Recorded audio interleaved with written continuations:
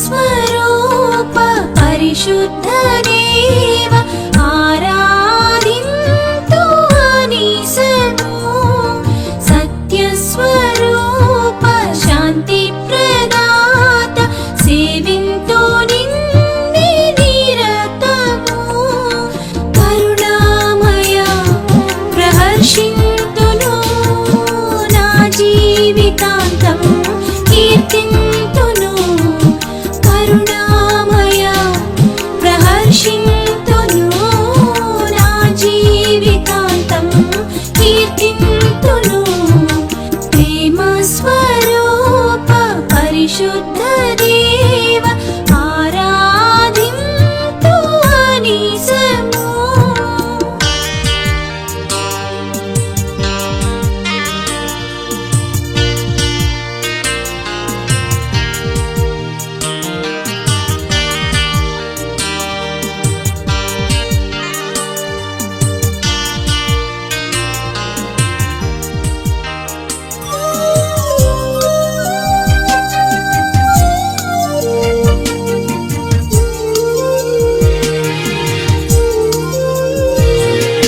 శ్రమకాలమందు సహాయుడవైతివి, నలిగిన హృదయాన్ని దృఢపరచితివి. శ్రమకాలమందు సహాయుడవైతివి, నలిగిన హృదయాన్ని దృఢపరచితివి.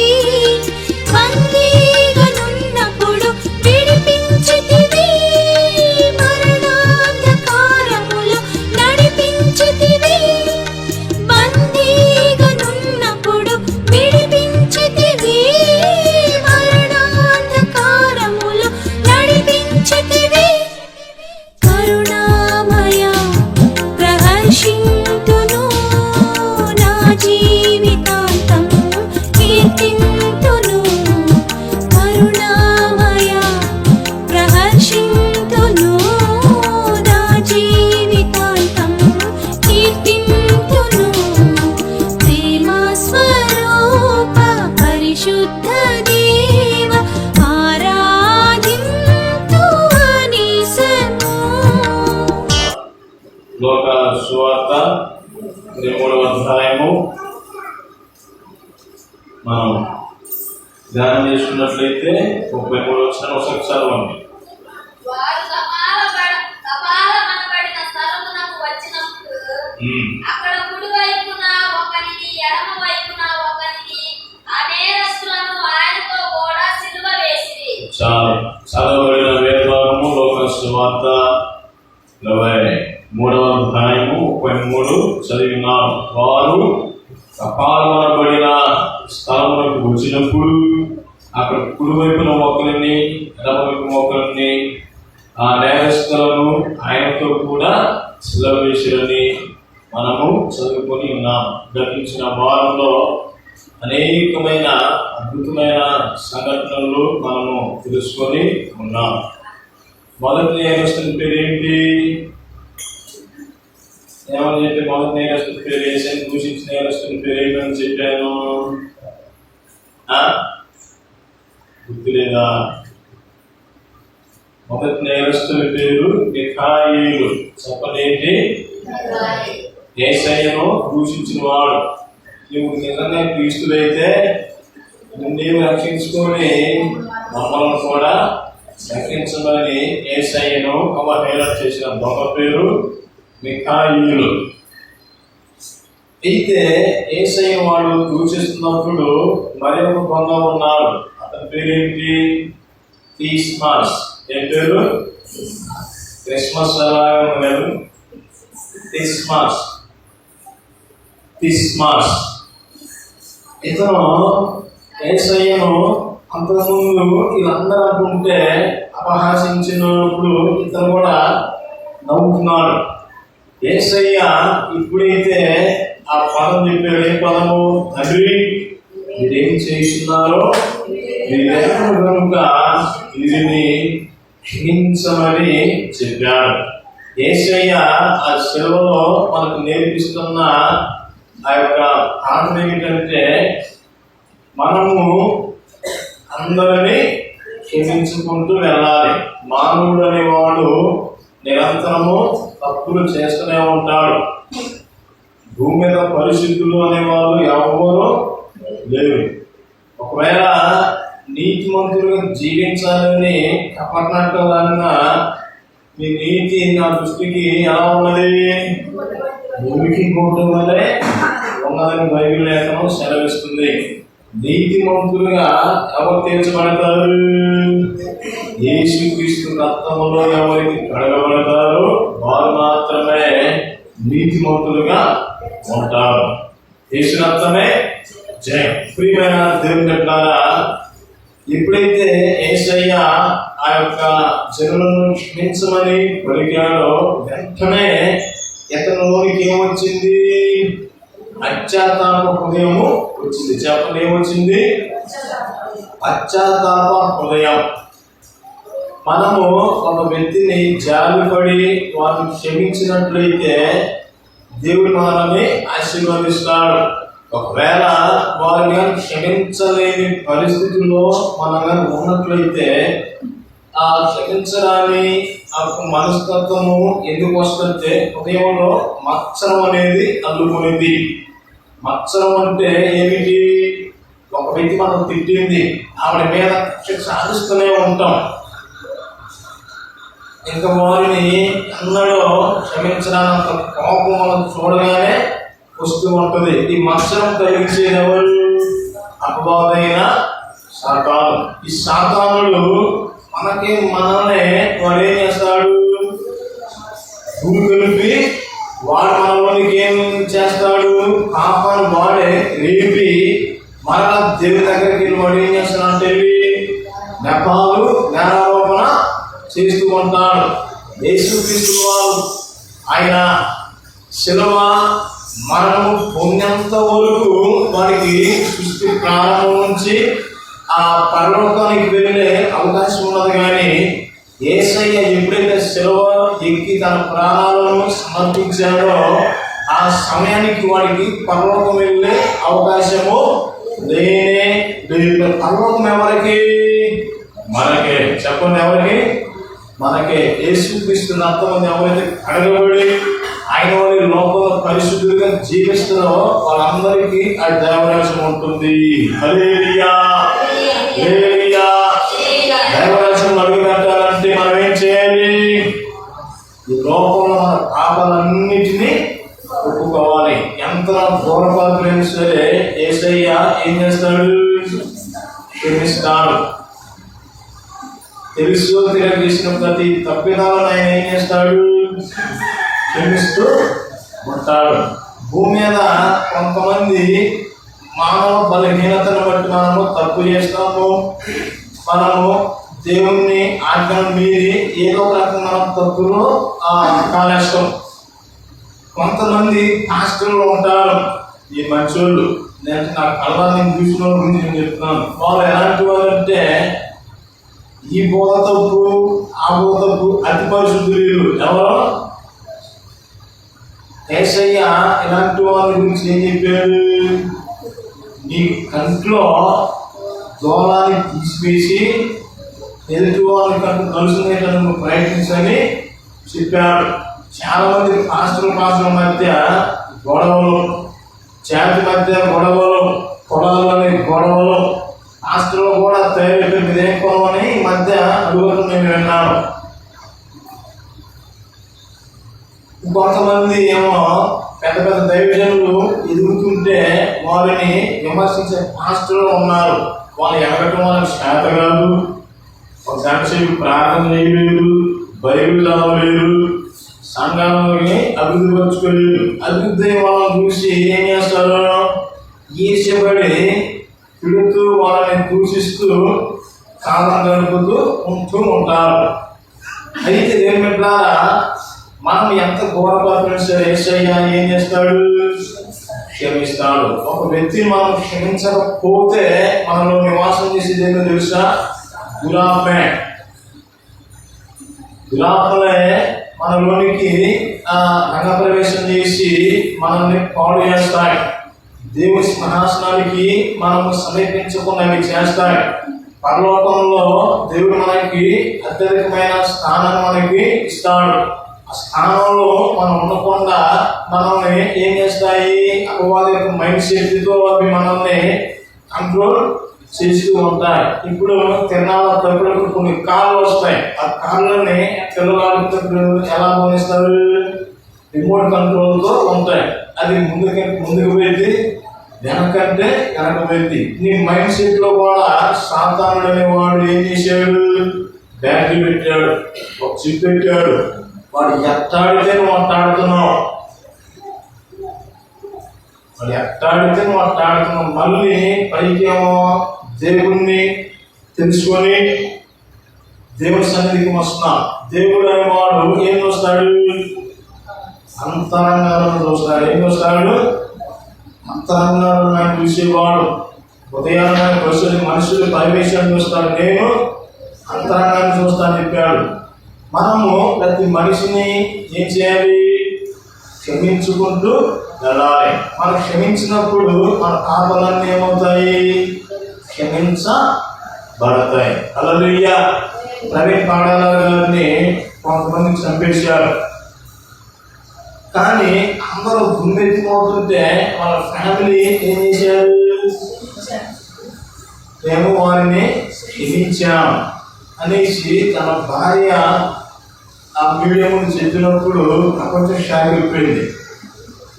ఎందుకని, అది యేసయ్య ప్రేమ ధరించుకున్న వారికి పాప పరుడు కానీ పాపం చేయవద్దు. మన కోపాలు ఎంతవరకు ఉండాలి, ఎదుటివారు తప్పు చేయనంత ఊరికే ఆ తప్పు సరి చేసేటట్టు ఉన్నారు. కానీ మన కోపం ప్రమాదకరంగా మారకుండా ఉండాలి. తన కోపమే మన శత్రువు. అయితే దేవుని ద్వారా ఇక్కడ ఈ పేరాలు పడిన వాడు దేవునికి భయపడకుండా అదే శిక్షలో ఉండి, అదే పాత బతుకులో ఉండి, అదే రోత బతుకులో ఉండి యేసయ్య ఏం చేస్తున్నాడంట, విమర్శిస్తున్నాడు. ఏం చేస్తున్నాడు, విమర్శిస్తున్నాడు. ఈ విమర్శించే అపవిత్రాత్మ ఇతరులో కూడా చొరబడింది. ఎప్పుడైతే ఆ పర్వతం నుంచి కొన్ని దురాత్మలు భూమి మీదకి ఆ ప్రాంతంలో పడ్డప్పుడు ఒక్కొక్కరు వాలిపోయారు. వీళ్ళందరూ యేసయ్యను తిడుతున్నప్పుడు ఏం జరుగుతుంది, నా కుమారుణ్ణి తిడుతున్నారు అనేసి తండ్రిగా కోపంతో లేస్తే వీరిని ఎక్కడ అంతం చేస్తాడనేసి దేవుడు ఏం చెప్పాడు, యేసుక్రీస్తు తండ్రి ఏం చేస్తున్నారో ఎక్కడ కనుక వీరిని క్షమించమని చెప్పాడు. హల్లెలూయా. మనము క్షమించినప్పుడు మన పాపాలు, మన అపరాధాలన్నీ ఏమవుతాయి, క్షమించబడతాయి. ఎంత గౌరవం సరే ఆయన మనం ఏం చేయగలడు, క్షమించగలిగే దేవుడే ఉన్నాడు. నువ్వు ఒకళ్ళ కానీ క్షమించకపోతే వాళ్ళ మీద కోపాలు పెట్టుకుంటే నువ్వు ఏది ఎత్తుతావో అది ఖచ్చితంగా పోస్తావు. మనుషుడు ఏమి ఎత్తునో అదే కొంతనే పోస్తాడు. అది నిజం. ఎంతవరకు నిజం అంటే నా జీవితంలో నేను చెప్తాను. నేను చదువుకునే దినాలలో చాలా మంది నాకు ఎక్కువ బైబిల్ కోసం పాటలు రాసుకుంటున్నాను అలవాటు. 10th క్లాస్ వచ్చినా సరే నాకు సరిగా చదువు అభివృద్ధి కాదు. ఆ 10th క్లాస్ వచ్చే సమయానికి నాకు ఫేవర్ చేసి ఎగ్జామ్స్ రాయాలి. నువ్వు దేని పనికి కావాలా, నువ్వు ఎందుకు పనికి కావాలని ఫ్రెండ్స్ చదువుకున్న కావాలని పిలిచారు మా ఫ్రెండ్స్. ఇవాళ రోజున వాళ్ళందరూ ఏమైపోయారో తండ్రి కూడా తెలియదు. అమ్మోరు ఉద్యోగాలు రాక అమ్మగుడు కానీ పీడి పనికి వెళ్తారు.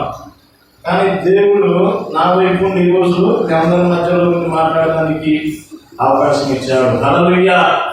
ఎంతగానో మరి దేనికి, దేవుని నమ్ముకున్న వాళ్ళకి ఎన్నడూ అన్యాయం జరగదు. నేను సేవకులు చాలా మంది నోరు కూర్చున్నట్టు దూషించారు. చెయ్యి ఇది ఒక బతుక, దేవుడా అలారం కోసం ప్రార్థన అవుతున్నాం, గృహ కోసం ప్రార్థన తిట్లో ఉన్నారు.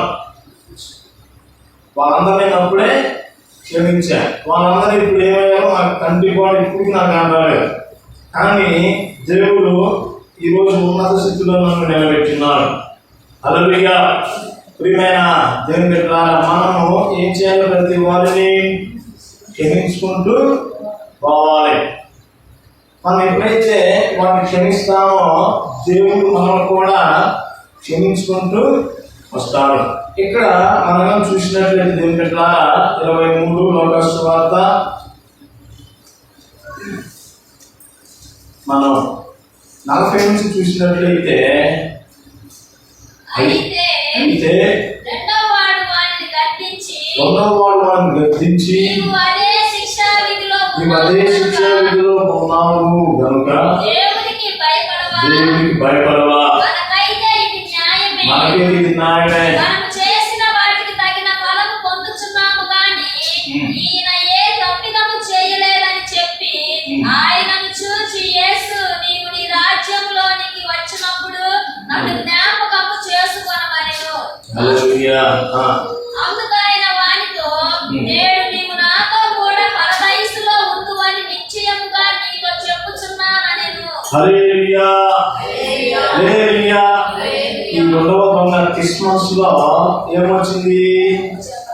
పశ్చాత్తాపము వచ్చింది. పశ్చాత్తాపము అంత మించినది ఏది లేదు. దేవుడు ఏం కోరుకుంటున్నాడంటే ఎక్కువగా ఉదయ శుద్ధిని కోరుకుంటాడు. మనం ఎప్పుడైతే పశ్చాత్తాపడతామో మనం చేసిన పాపాలన్నీ నిమిత్తమో అప్పుడు దేవుడు మనతో కనెక్ట్ అయి ఉంటాడు. ఇందాక చర్చలు పాటలు పెట్టాను, మ్యూజిక్ క్లాస్ కానీ పెట్టేటప్పుడు ఎట్లా పెట్టాను? బ్లూటూత్ ఆన్ చేసి ఫోన్లో కనెక్ట్ చేశాను. దీనికి దానికి కనెక్ట్ అయింది కాబట్టి పాటలు వచ్చాయి. ఇక్కడ నేను మాట్లాడుతున్నాను కాబట్టి అక్కడ స్పీకర్లో సౌండ్ వస్తుంది. ఎందుకు వస్తుంది? దీనికి దానికి కనెక్షన్ ఉంది. మరి దేవుడు నీతో మాట్లాడాలంటే నీకేముండాలి? ఏముండాలి? కనెక్షన్ ఉండాలి. ఆయనతో వ్యక్తిగత ప్రార్థన అనుభవం ఉండాలి. ఈ ప్రార్థన అనుభవం నీకు వచ్చినప్పుడు నీలో ఏమొస్తుంది? ఎప్పుడు వస్తుంది? పశ్చాత్తాపం వచ్చినప్పుడు మాత్రమే ఆయనకి నువ్వు కన్నట్టు ఉంటావు. నీ హృదయాలు ఇప్పుడు ఇంటికి వెళ్తే ఇక్కడ ఉన్నంతసేపు కాసేపు దేవుని వాక్యం అంటాం. ఇంటికి పోగానే టీవీ ఆన్ చేస్తాం, బొట్లు కుదరడం ప్రారంభిస్తాం, కూరలు చేసుకుంటాం ప్రారంభిస్తారు. ఏ పనులున్నా కాస్త జాగ్రత్త దొరికిదనం జరిగితే బూతులు తినడం ప్రారంభిస్తారు. యేసు రక్తమే జయం. ఇది దేవుడితో కనెక్ట్ అయిన అనుబంధమా? దేవుడితో మనకు కనెక్ట్ అయి ఉంటే దేవుడు మనతో మాట్లాడతారు. ఎంతమంది దేవుడితో మాట్లాడతారు? గుండెల మీద చేసుకుని చెప్పిన అబద్ధాలు అనుకుంటా. నేను చెప్తా దేవుడు నాతో మాట్లాడతారు అంటే మీరు అట్లా ఉండాలంటే మనం ఏం చేయాలి? దేవునితో కనెక్ట్ అయి ఉండాలి. హల్లెలూయా. ఇతను ఎప్పుడైతే పశ్చాత్తాపం వచ్చిందో యేసయ్యని వేడుకుంటున్నాడు. యేసు నీ రాజ్యం వచ్చినప్పుడు నన్ను నీ రాజ్యంలో జ్ఞాపకం చేసుకోమని చెప్పాడు. హల్లెలూయా. ఆ తర్వాత యేసయ్య ఏమన్నాడు? నువ్వు దొంగవే, నా కొద్ది పోరా అన్నాడా? ఏమన్నాడు? నిత్యముగా నువ్వు నాతో కూడా పరదేశులో ఉంటావు. హల్లెలూయా. హల్లెలూయా. దేవుని సన్నిధిలో చేసిన పాపాలన్నింటినీ ఏం చేయాలి? మనము ఒప్పుకోవాలి. ఆ పాపాలను విడిచిపెట్టినప్పుడు దేవుని యొక్క కనికరాన్ని మనము పొందుకుంటాం. ఆధ్యాత్మికమే పాపం. పాపం వల్ల చేసేది ఏమిటి? మరణం. ఈ మరణం నేను ఎక్కడ తీసుకుని వెళ్ళింది? నరకానికి తీసుకుని వెళ్ళి. పాపం చేసేటప్పుడు ఎలా ఉందంటే హాయిగా ఉంటుంది. ఎట్లా ఉంటుంది? హాయిగా సుఖంగా ఉంటుంది. ఇప్పుడు మీకు ఇక్కడ దురద పుట్టింది, నీకున్నప్పుడు ఎలా ఉంటుంది? హాయిగా ఉంటుంది. తర్వాత ఆ గోరులో కొట్టి ఆ చర్మంలోకి వెళ్ళి అది కాస్త వేసి అది ర్యాషెస్గా తయారైపోయింది. ఆ ర్యాషెస్సే నీకు షుగర్ కానీ అనుకోండి పొరపాటున ఇంకా అది చెరిగిపోతూ ఉంటుంది. తర్వాత చేసే పరిస్థితి. ఎందుకంటే దీనివల్ల చిన్న బురద వల్ల. అయితే దేవుని ద్వారా చిన్న పాపమే నిన్ను పెద్ద నరకంలోనికి నెట్టేస్తుంది. టైటానిక్ షిప్ వెళ్తుంది సముద్రంలో, దాన్ని తయారు చేసిన వాడు ప్రపంచంలో దీన్ని ఎవ్వడు ఏమి చేయలేడు, దేవుడు కూడా దీన్ని ఉంచలేడు అనేసి వాడు సమావేశి సముద్రంలో ప్రయాణం చేసింది. పోవటం ఎక్కడ గుద్దింది? కింద ఒక మంచుని గుద్దింది. మంచు కొండ గుద్దగానే చిన్న రంధ్రం పడింది. ఏమైంది? చిన్న రంధ్రం పడి ఆ చిన్న రంధ్రం నుంచి దాదాపు కొన్ని లక్షల మంది చచ్చిపోయారు. ఇప్పుడు దాన్ని బయటికి కూడా తీయలేకపోయారు. ఎందుకని? చిన్న పాపమే. ఇప్పుడు మీరు ఒక బెందెత్తుకొని ఆ నీళ్ళు మోస్తున్నారు, దానికి ఒక చిన్న బెచ్చం పడితే ఇంటికి పోయేసరికి ఏమైపోతుంది? నీళ్ళన్నీ కారిపోతాయి. నువ్వు ఎంత ప్రార్థన చేసినా, ఎన్ని కన్నీరు కాల్చినా, నీలో ఆ పాపం ఒప్పుకోకుండా నువ్వు ప్రార్థన చేస్తే నీకు ఆశీర్వాదం రాదు, నీకు జవాబు రాదు. చేసిన ప్రతి మనం మానవులు ఏదో మనం తప్పులు చేస్తూ ఉంటాం.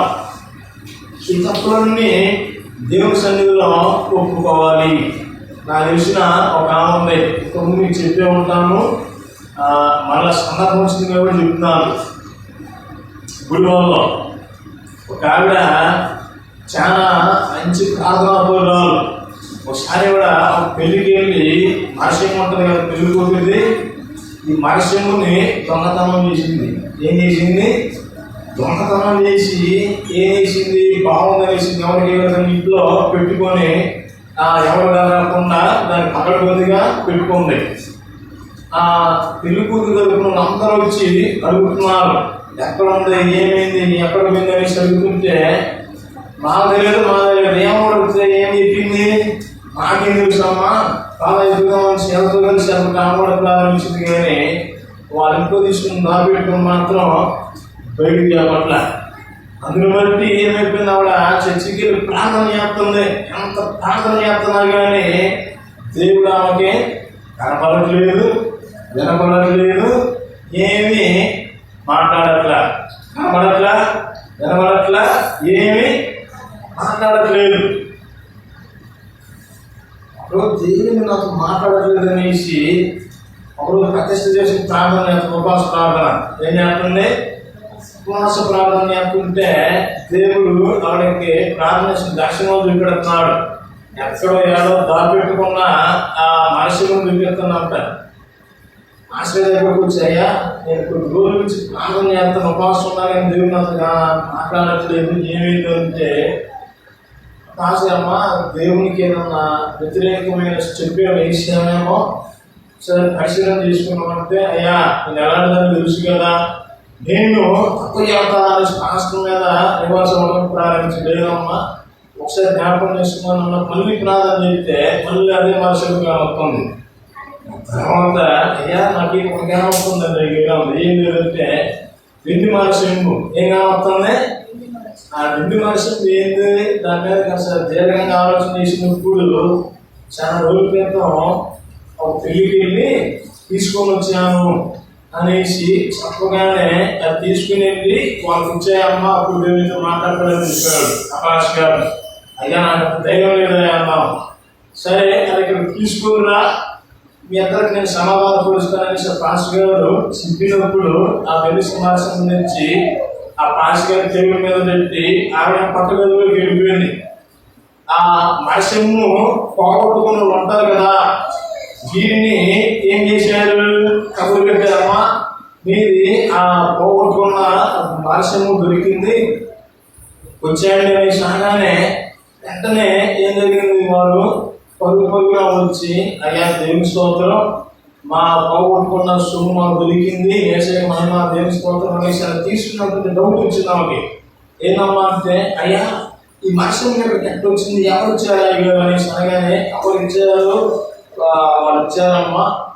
అయితే వారు నువ్వేమి అనవద్దు, నీ సొమ్ముని దొరికింది, సంతోషంగా తీసుకుని అనేసి అనగా, లేదా నేనేమంటాయా, నా మనుషులను ఎక్కడ ఉన్నా కానీ భద్రంగా ఉంది, ఒకసారి ఆమె చూస్తాననేసి ఇవాళ మనసును పెట్టి అడిగినప్పుడు జరిగింది ఏంటంటే అమ్మా అసలు బయటికి అనేసి దొంగతనం చేసినామనే బయటికి వచ్చినప్పుడు ఇద్దరు ఎదురు పడ్డారు.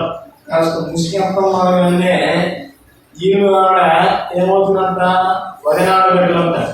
వదినా నువ్వు నేనేమేసి తప్పకే ఆవిడ ఏం చేసింది, కాళ్ళ మీద పడి ఏడవడం నాకు క్షమించు, సారీ, ఈ దొంగతనం చేయకూడదు, నేనే చేసి అనేసి ఆవిడ తన తప్పులు ఆమె గురించి ఒప్పుకుంది. లేదే ఎక్కడ ఉంటే కదా ఇంట్లో భద్రంగా ఉన్నది, నీ కాలేకపోతే ఇది దొరికేదే కాదు కదా. సేవ కూడా ఆమె ఏం చేసింది, క్షమించడం. ఇప్పుడు ఆయన ఇద్దరు సారీ చెప్పుకున్నారు. ఎవరింట్లో వెళ్తున్నప్పుడు మళ్ళీ ప్రార్థన చేసింది. హల్లెలూయా. ఎప్పుడైతే దేవుని సన్నిధిలో ప్రార్థన చేసిందో వెంటనే దేవుని అభిషేకం పట్టింది. హల్లెలూయా. దేవుని స్వరం వినటం ప్రారంభించింది. అంటే దీన్ని బట్టి మనం ఏం అర్థం చేసుకోవాలి, దేవుని సన్నిధిలో మనము తగ్గించుకొని పశ్చాత్తాపంతో మనము ప్రార్థించినప్పుడు దేవుడు మనందరితో మాట్లాడతాడు. హల్లెలూయా.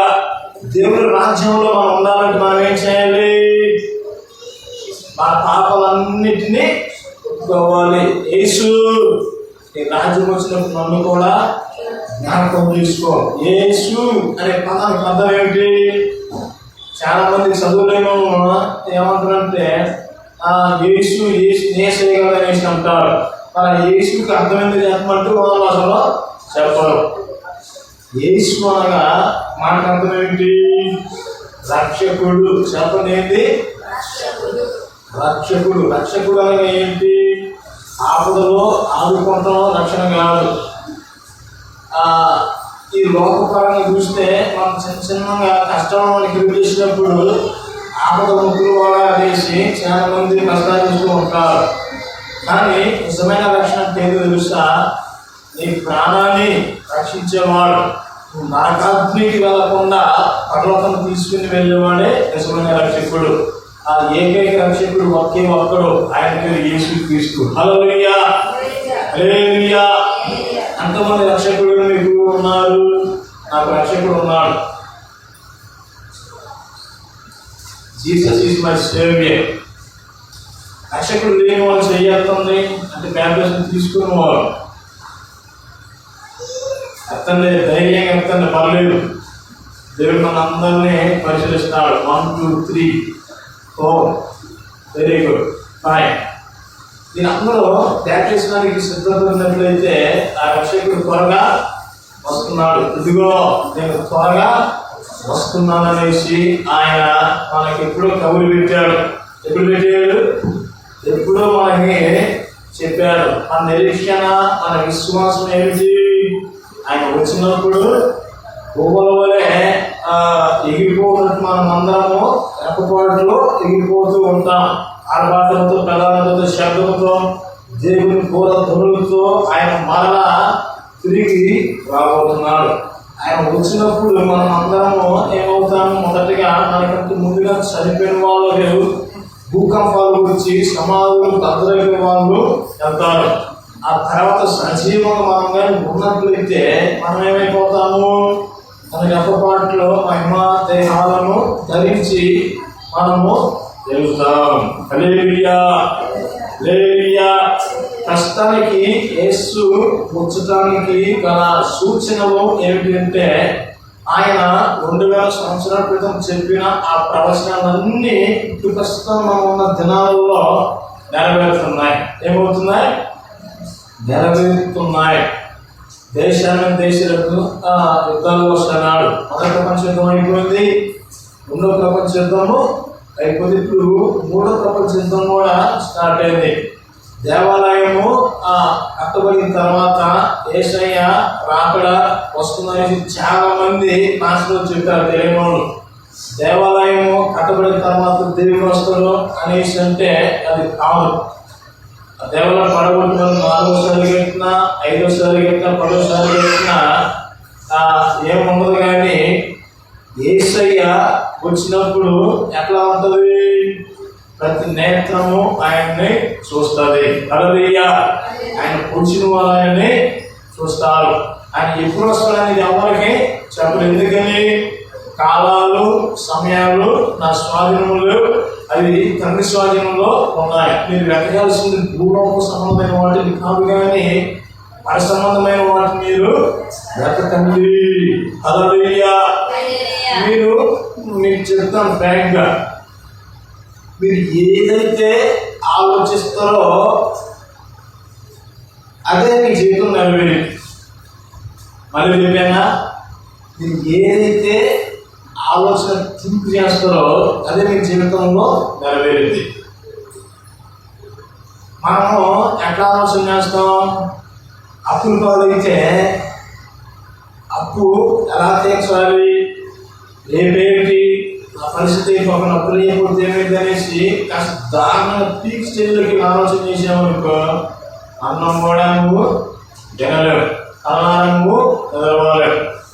నీ ఆలోచన ఎలా ఉండాలంటే హై రేంజ్లో ఉండాలి. ఎట్లా ఉండాలి? హై రేంజ్లో ఉండాలి. ఈ అప్పు ఎంత,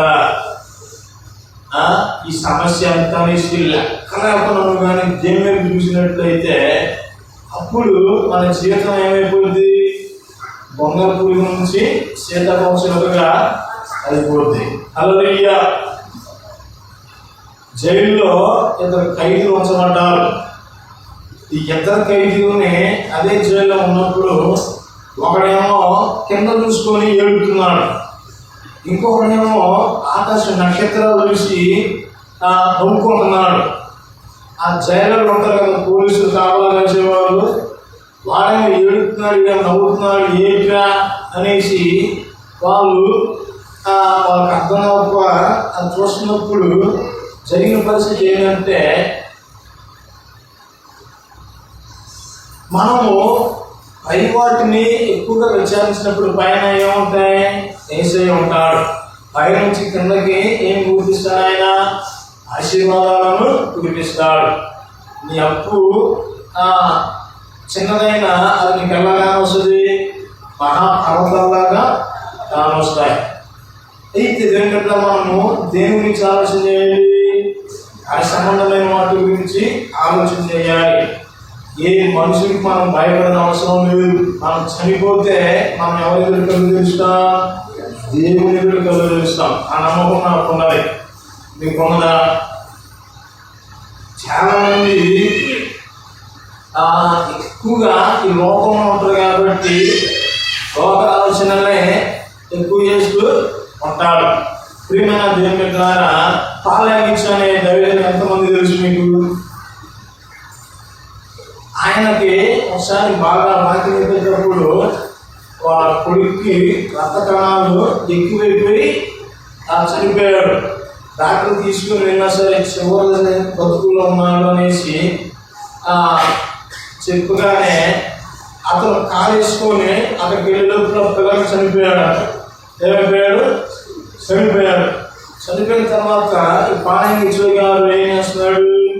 ప్రార్థన, తండ్రి నా కుమారుని బతికించనేసి ఆ ప్రార్థన చేస్తుంటే డాక్టర్ అయ్యా ఈ కుమారుడు చనిపోయాడు, ఇక మీరు తిరిగి ఇంకా ఇప్పుడు ఆయన బతకడం, మీరు అతను తీసుకుని వెళ్ళాలనేసి చెప్పగానే లేదు నా కుమారుడు బతుకుతాడనేసి ఆయన ప్రార్థన చేస్తున్నాడు. ప్రార్థన చేసిన తర్వాత ఆ కుమారుడు ఏమైపోయాడు? చనిపోయిన కుమారుడు కూడా బతికాడు. హల్లెలూయా. బతికిన తర్వాత వాటేసుకొని ఏమని అడిగాడు? తండ్రి, నేను చనిపోయినప్పుడు నేను పరలోకానికి వెళ్ళాను, పరలోకానికి వెళ్ళాను. ఈ పరలోకంలో మా చర్చిలో చనిపోయిన వాళ్ళందరూ కలిసి ఏం చేశారు? నాకు ఎదురొచ్చి స్వాగతం దొరికారు, నాకు పోటీ వచ్చారు. యేసు ప్రభు దగ్గరికి నేను వెళ్ళినప్పుడు ఏం జరిగింది? అంత సంతోషంగా ఉన్నాను. యేసయ్య నన్ను ఎప్పుడైతే తన కవుల్లోకి తీసుకొని దగ్గరికి వెళ్ళే సమయానికి నువ్వు ఏడవటం అక్కడ వినబడింది. అందుకని అక్కడ ఉండకుండా యేసయ్య నన్ను కిందకి పంపించాడు. ఈ భూలోకం కన్నా పరలోకం నాకు హాయిగా ఉందనేసి అప్పుడు చెప్పాడు. అర్థమవుతుందా? అది పరలోకంలో మనము నిరంతరం ఆయనతో కలిసి జీవిస్తూ ఉంటాం. అయితే ఈ పరలోకంలో ఉండాలంటే మనం ఏం చేయాలి? భూమి మీద ఉన్నప్పుడే మన పాపలన్నిటిని మనము ఒప్పుకోవాలి. హల్లెలూయా. తండ్రి యేసు నీవు వచ్చినప్పుడు నన్ను జ్ఞాపకం చేసుకోమని చెప్పినప్పుడు, అందుకని నేడు నీవు నాతో కూడా పరదేశంలో నిత్యంగా చెప్తున్నాడు వేసి అన్నాడు. అంటే చూడండి, శిలం మీద ఉన్న దొంగ కూడా ఆఖరికి ఏమైపోయాడు? పశ్చాత్తాపము చెందాడు. ఈరోజు శిలంలో ఉన్న దొంగను చూసి నేను చచ్చిపోయే టయానికి దేవుని నమ్ముకుంటానంటాడు. అతనికి అవకాశం లేక ఆ సమయానికి మారు మూసుకున్నాడు.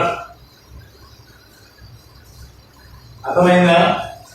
మరి వారేమో మరి యేసుక్రీస్తు రక్తం కాగబడుతున్నాయి కదా పరలోకించేది, మరి శిలువలో దొంగ జాగ్రత్త తీసుకోలేదు కదా అనేసి నన్ను అడిగితే నేను మీకు ఇచ్చే సహాయం తెలుసా? ఈ సంఘటన ఈ పరిసర ప్రదేశాలు మొత్తం ఎవరి? ఇశ్రాయేలీయులవి, యూదులవి. ఈ దొంగ కూడా ఒక ఇశ్రాయేలుకి సంబంధించిన వాడే. అయితే ఈ బందిపోటు దొంగలను ఎందుకు ప్రస్తావించారంటే, వీరు యెరూషలేము యొక్క స్వతంత్ర కోసం పోరాడిన యూదులు. యూదులబడిన వారు నా స్వకీయ జనులు. అర్థమైన ఈ ఉదాహరణకి నాకు పెళ్ళింది, ఒక అబ్బాయి పుట్టాడు, తర్వాత పిల్లలు పుట్టలే, భర్తలకి ఒక అబ్బాయిని పెంచుకున్నాను అనుకో, లేదా ఆ పెంచుకున్న తర్వాత నాకు పుట్టినవాడే నాకు కుమారుడు అవుతుంది, కానీ అబ్బాయి తెచ్చుకున్న కుమారుడు అవుతున్నా? వాడు బయట నుండి వచ్చిన వాడే, కానీ ఇద్దరికి సమానంగా చూస్తాను.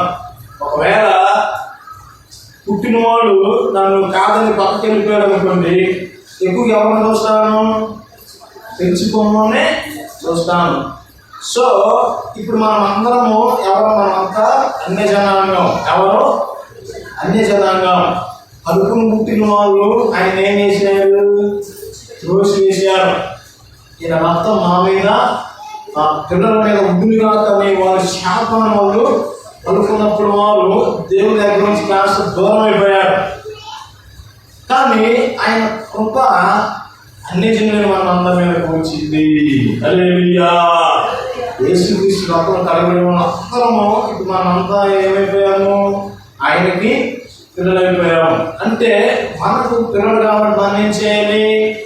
రక్తంలో కడగబడాలి. అంటే వారు మనసు క్షమాపణ నిమిత్తం జాగ్రత్త తీసుకోవాలి. మనకు మాత్రమే బ్యాప్టిజం, యూత్ బ్యాప్టిజం అవసరం లేదు. వాళ్ళు చనిపోతే వారు దేవుని రాజ్యంలో ఉంటారు. హల్లెలూయా.